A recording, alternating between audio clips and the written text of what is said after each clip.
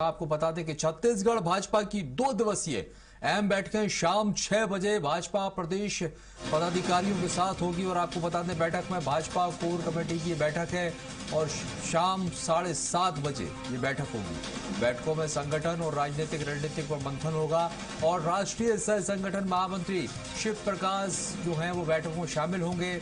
मुख्यमंत्री विष्णुदेव साय और किरण सिंहदेव भी मौजूद रहेंगे।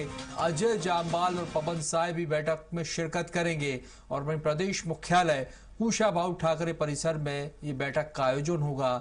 13 मई सुबह 10 बजे प्रदेश कार्य समिति की भी बैठक होगी। तो ये लगातार जो है बैठकों का दौर जारी है छत्तीसगढ़ में, आपको बता दें। और इसी कड़ी में आपको ये बता रहे हैं कि लगातार जिस तरह से बैठकें होंगी और बैठकों में कई दिग्गज नेता भी शामिल होंगे। 2 दिवसीय अहम बैठकों का आयोजन किया जा रहा है। शाम 6 बजे भाजपा प्रदेश पदाधिकारियों की बैठक और उसके बाद संगठन और राजनीतिक रणनीति का मंथन होगा। और वहीं दूसरी तरफ आपको बता दें कि 2 दिवसीय बैठकें हैं।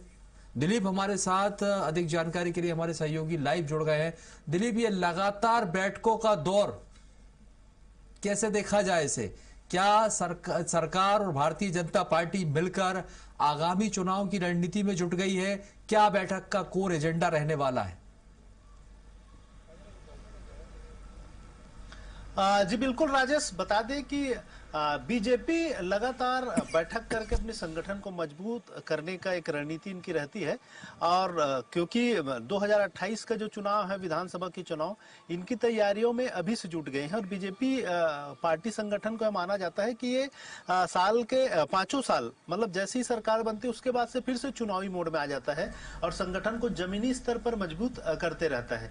तो क्योंकि सरकार में है, केंद्र में भी सरकार है, इनकी राज्य में भी सरकार है, सत्ता अपना काम कर रही है, लेकिन संगठन को लगातार मजबूती देने का प्रयास संगठन की बैठकों के माध्यम से किया जाता है। इसी कड़ी में आप आज सबसे पहले करीब शाम को 6 बजे ये कुशाभाऊ ठाकरे परिसर है, प्रदेश परिसर, हम दिखा दे थोड़ा सा विजुअल्स, जिस तरह से बैठकों के लिए तैयारियां की जा रही है।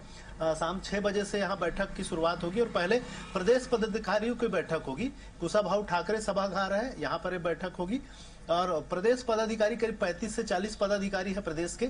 ये सभी पदाधिकारी इस बैठक में शामिल होंगे और इसमें मुख्य रूप से राष्ट्रीय सह संगठन मंत्री शिव प्रकाश जी मौजूद रहेंगे। इसके अलावा मुख्यमंत्री विष्णुदेव साय, प्रदेश अध्यक्ष किरण देव, इसके अलावा क्षेत्रीय संगठन महामंत्री अजय जामवाल और संगठन महामंत्री पवन साय भी इस बैठक में विशेष रूप से मौजूद रहेंगे।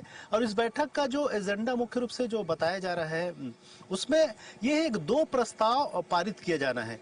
एक तो नक्सलवाद पर जिस तरह से सफलता हासिल की है, जिस तरह से टारगेट दिया गया था केंद्रीय गृह मंत्री अमित शाह की ओर से, और 31 मार्च 2026 तक, यानी बीते 31 मार्च को हासिल करने का लक्ष्य तय किया गया था 2 साल पहले।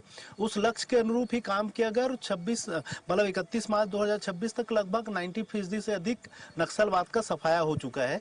और छुटपुट घटनाएं हालांकि हो रही है जो उस पर भी लगातार नियंत्रण करने का प्रयास किया जा रहा है।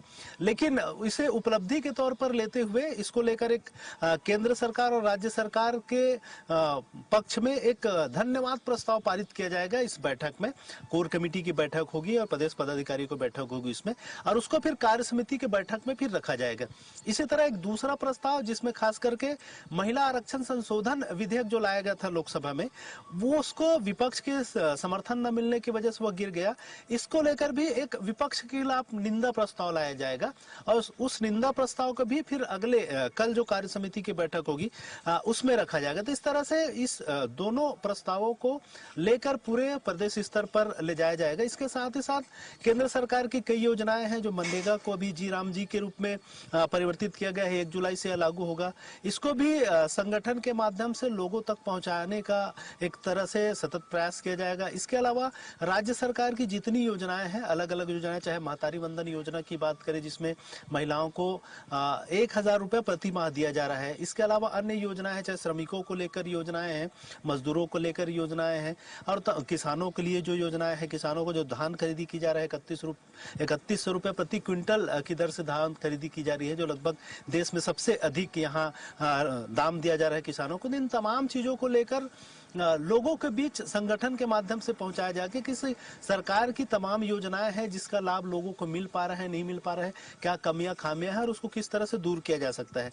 और संगठन इसको लेकर प्रभावी रूप से आगामी समय के लिए, आगामी 3 माह के लिए एक रणनीति बनाई जाएगी। इस प्रदेश पदाधिकारी। चलिए दिलीप, बहुत बहुत शुक्रिया जानकारी हमारे साथ साझा करने के लिए, क्योंकि जिस तरह से आपने बताया कि बड़ी बैठकें हैं, बैठकों का दौर लगातार जारी है और जिस तरह से बीजेपी को लेकर ये कहा जाता है कि हमेशा जो है बीजेपी चुनावी मोड में रहती है और उसकी वानगी भी दिखाई दे रही कि देखिए अभी बंगाल चुनाव में यहाँ पर विजय का परचम लहराने के बाद अब छत्तीसगढ़ पर भी फोकस है और यहाँ बैठकों का दौर जारी है, चुनावी रणनीति यहाँ पर बनाई जा रही। शुक्रिया जानकारी के लिए। तो देखिए आपको बता दें कि छत्तीसगढ़ में लगातार बैठकों का दौर जारी है, 2 दिवसीय बैठकें यहाँ पर होने जा रही है और बताया जा रहा है कि कई ऐसे मुद्दे होंगे जिन पर चर्चा होगी और आगामी चुनाव को लेकर एक बड़ी रणनीति बैठक में तैयार की जाएगी।